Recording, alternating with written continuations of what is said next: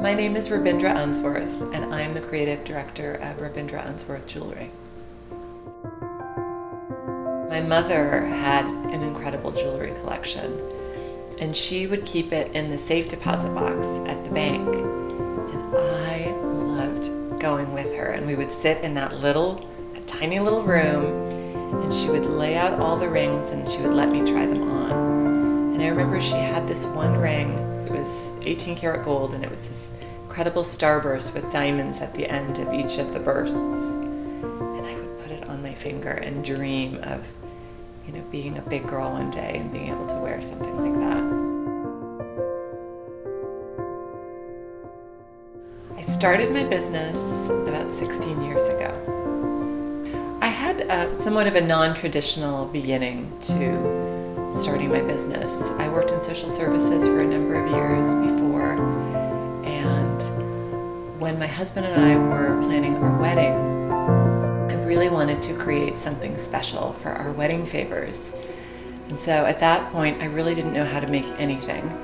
And I decided that I would teach myself to sew, and I made 135 silk dupioni sachets, and in the process really discovered something that I felt a passion for. And so I promised myself that when the wedding was over and all of the craziness was behind, that I would take a sewing class. And I did, and the first thing I made was this little silk, very simple handbag. And I loved it, and I went crazy. And so every night I would come home from work and I would stay up until 1 a.m. making these bags, and local boutiques in Pacific Heights started asking me about them, where can we get them? And so I started selling them. And then I started experimenting with beaded handles and beaded fringe. And from there, it occurred to me that the beaded handles and fringe would make beautiful jewelry. And so I just started making jewelry for myself and experimenting. I took a silversmithing class, and I just kind of kept following this path that was unfolding. And at a certain point, I really felt like I had to choose and I had to pick a focus. And jewelry for me has always had a significance. I decided that jewelry was the direction that I wanted to pursue, and I never looked back.